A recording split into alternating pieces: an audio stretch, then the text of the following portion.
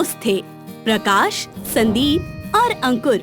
तीनों जहाँ जाते साथ जाते और हमेशा साथ रहते। प्रकाश गरीब था। संदीप और अंकुर दोनों के पापा जमींदार थे, तो दोनों को पैसों की कमी नहीं थी। एक दिन की बात है, संदीप का दोस्त रोहन उसके घर आता है। यार संदीप, कैसे हो? अरे मैं तो बहुत अच्छा हूँ, लेकिन तुम बहुत दिनों बाद घर आए हो। हाँ, बस अभी अभी गांव में वापस आया हूँ और तू ही मेरा बचपन का सबसे पुराना दोस्त है, तो तुझसे ही मिलने आ गया हूँ। बहुत अच्छा किया तुमने। अरे हाँ, हमें मिले ही वाकई कितना समय हो गया ना। हाँ, प्रकाश और अंकुर कैसे हैं? हाँ, वो दोनों भी अच्छे हैं। मैं उनसे ही मिलने जा रहा हूँ। तू भी मेरे साथ चल। चल कर मिल लेना उन दोनों से। हाँ, चल। रोहन और संदीप दोनों प्रकाश और अंकुर से मिलने के लिए जाते हैं। रोहन को देखकर दोनों बहुत ही ज्यादा खुश होते हैं। यार, तुम तो देखने में बिल्कुल ही अलग लग रहे हो। बहुत दिन बाद तुमको देख रहा हूँ ना। हाँ, मैंने भी तुम्हें बहुत दिन बाद देखा है। और बताओ, क्या चल रहा है? बस यार, अब बस नौकरी की तलाश में हूँ। अपने प्रकाश के लिए भी कोई नौकरी ढूंढ लो। लेकिन इसको तो कलेक्टर बनना था ना। हाँ, तो क्या हुआ? प्रकाश कलेक्टर भी बन जाएगा। लेकिन अगर तुम इसको भी छोटी सी कोई नौकरी दिलवा दोगे तो इसके परिवार की भी हालत सुधर जाएगी। जब तुम दोनों इसके बारे में इतना ही सोच रहे हो, तो तुम दोनों इसकी मदद क्यों नहीं करते? और नौकरी ऐसे नहीं मिलती, उसके लिए कोशिश करनी पड़ती है। तुम लोग भी क्या बात लेकर बैठ गए यार। रोहन हमें इतने दिन बाद मिला है, हमें तो एंजॉय करना चाहिए। अच्छा, एंजॉय करना है तुझे? सभी हंसते हुए रोहन की बात पर पानी डाल देते हैं।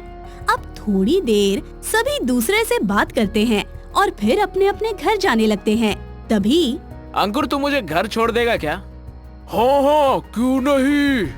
रोहन प्रकाश को लेकर चला जाता है और अंकुर संदीप को लेकर चला जाता है। रास्ते में अंकुर, मैं सोच रहा था कि हमें अपने दोस्त की सहायता करनी चाहिए।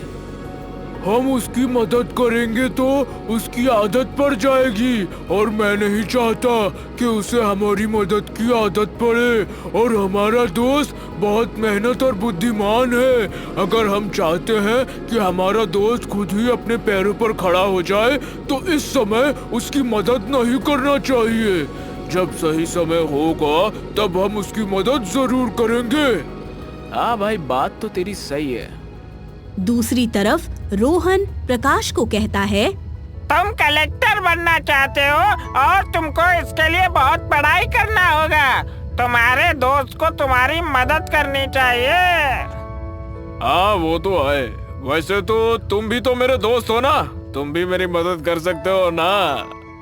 हाँ हाँ, क्यों नहीं, मैं तुम्हारी मदद जरूर करूँगा। लेकिन तुम इसके बाद संदीप और अंकुर को ये बात कभी नहीं बताओगे। मुझे सोचने के लिए थोड़ा समय दो। ठीक है, सोच लो। अब कुछ दिन निकल जाते हैं। सभी दोस्त मिलते हैं, बातें करते हैं, पढ़ाई भी करते हैं। एक दिन रोहन प्रकाश से पूछता है, क्या सोचा तुमने प्रकाश? सोच लिया है, तुम्हारे साथ हूँ मैं। वहाँ संदीप और अंकुर चौंक जाते हैं कि ये हो क्या रहा है। क्या हुआ? ऐसी कौन सी बात है जो हमें नहीं पता है? कुछ बात नहीं है। आप कुछ चीजें सबको थोड़ी ना बताते हैं। अच्छा, ठीक है फिर। अरे कुछ नहीं यार, ऐसा ही कोई खास बात नहीं है। अंकुर और संदीप समझ तो जाते हैं कि कोई बात तो है जो प्रकाश नहीं बता रहा है, लेकिन दोनों कुछ नहीं कहते। अब रोहन प्रकाश को घर छोड़ने लेकर जाता है और संदीप और अंकुर साथ जाते हैं। प्रकाश, तुमने आज ऐसा किया तो मुझे बहुत अच्छा लगा। मुझे समझ आ गया कि तुम ही मेरे सच्चे दोस्त हो और मेरी मदद करना चाहते हो। हाँ, वही तो मैं तुम्हें कब से कह रहा हूँ। मैं तुम तीनों को अलग ही तो करना चाहता हूँ, और मैं तुम्हें कलेक्टर भी कभी नहीं बनने दूंगा, और धीरे धीरे संदीप और अंकुर को भी अलग कर दूंगा। अरे किस सोच में डूब गए हो तुम? कुछ नहीं, बस ऐसे ही। तुम अपनी पढ़ाई पर ध्यान दो और कोई भी जरूरत हो तो मुझे कहना, लेकिन उन दोनों से ये बात मत करना। मैं तो कभी नहीं करूँगा। अब प्रकाश अपनी पढ़ाई में लग जाता है और संदीप और अंकुर से बात नहीं करता। कई दिन हो जाते हैं, लेकिन प्रकाश संदीप और अंकुर से नहीं मिलता।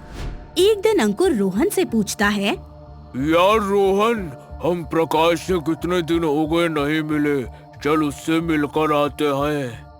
तुम लोग को जाना है तो जाओ, मैं उसके पास नहीं जाऊंगा। उसको हम लोगों की चिंता ही नहीं है। एक बार भी मिलने नहीं आया वो। कल ही मैंने उसे देखा था। जब मैंने उससे बात करने की कोशिश की तो वो मुझे नजरअंदाज करके चला गया। ऐसा कैसे हो सकता है? लेकिन सब सोच में पड़ जाते हैं, लेकिन रोहन मन ही मन खुश हो रहा होता है। मेरी मानो तो तुम लोग को भी उससे बात नहीं करना चाहिए। नहीं, हम ऐसा नहीं कर सकते हैं, वो हमारा दोस्त है आखिर। नहीं यार, रोहन ठीक कह रहा है, हमें उससे बात नहीं करना चाहिए। उसे रोहन के साथ ऐसा नहीं करना चाहिए था। संदीप थोड़ी देर सोचने के बाद कहता है, शायद तुम ठीक कह रहे हो। कुछ ही दिनों में कलेक्टर का पेपर होने वाला होता है और तभी रोहन प्रकाश से कहता है, प्रकाश यार, मैं तुम्हारी मदद नहीं कर पाऊंगा। तुम्हें जो भी किताबें पढ़ाई के लिए चाहिए उसे खरीदने के लिए मेरे पास पैसे नहीं है। लेकिन तुमने तो मुझसे कहा था कि तुम मेरा साथ दोगे। मैं तुम्हारे साथ हूँ, लेकिन मैं अभी मदद नहीं कर सकता। मैं कोशिश करता हूँ, लेकिन मैं वादा नहीं कर सकता कि मैं तुम्हारी मदद कर पाऊंगा। बस इस समय मेरी मदद कर दो। रोहन को प्रकाश को ऐसे देखकर बहुत मजा आता है और वो मन में सोचता है, अब आएगा ना मजा। अब न तुम नौकरी करने के लायक हो, न कलेक्टर बनने के। अब तुम इसी गांव में रहकर लोगों के कपड़े धोना, जैसे तुम्हारे पापा धोते हैं। और तुम्हारे दोनों प्यारे दोस्त तो तुमसे अलग ही हो गए हैं। प्रकाश को समझ ही नहीं आता कि वो आखिर करे क्या। वो परेशान हो जाता है और रोहन उसे देखकर खुश हो जाता है। अब वो दिन भी आता है जब प्रकाश का कलेक्टर का पेपर हो जाता है, लेकिन वो बहुत ही निराश होकर पेपर देने जाता है। तुम परेशान मत हो, सब ठीक हो जाएगा। प्रकाश को ऐसी हालत में देखकर रोहन बहुत खुश होता है। अब कुछ दिन और निकल जाते हैं और कलेक्टर के पेपर का रिजल्ट भी आ जाता है। एक जगह संदीप और अंकुर पार्टी कर रहे होते हैं। तभी वहाँ रोहन प्रकाश के साथ पहुँचता है। कैसे दोस्त हो यार तुम लोग? यार तुम्हारा दोस्त परेशान है और तुम दोनों पार्टी कर रहे हो। क्या हुआ तुम्हें? मैं तो नहीं, तुम्हारा दोस्त प्रकाश परेशान है। ये प्रकाश हमारा दोस्त नहीं है। रोहन ये बात सुनकर बहुत खुश होता है। तभी अंकुर बोलता है, ये तो हमारा भाई है और इसकी खुशी में ही हम पार्टी कर रहे हैं। क्या मतलब?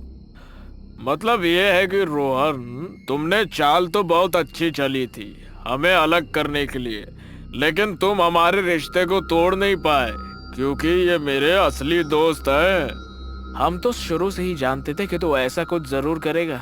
मैंने तो सोचा था तू इतने समय में कुछ सुधर गया होगा, लेकिन अब तो तू और भी नालायक हो गया है। और हाँ, मैं कलेक्टर बनने वाला हूँ।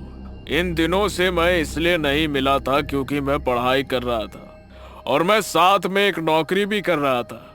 नौकरी के बारे में संदीप और अंकुर ने मुझे बताया था। मैंने इंटरव्यू दिया और मुझे नौकरी भी मिल गई। और तुम बेवकूफ बन गए रोहन। हमारी दोस्ती तुम जैसे लोग कभी नहीं तोड़ सकते। और अब मुझे पता है कि संदीप और अंकुर मेरे लिए क्या कर सकते हैं और उन्हें क्या करना चाहिए। तो अब तुम कभी कोशिश मत करना हमें अलग करने की। क्या कलेक्टर साहब, आप भी कहाँ उलझ गए? चलो पार्टी करते हैं। तीनों हंसने लगते हैं और रोहन के चेहरे का रंग ही उड़ जाता है।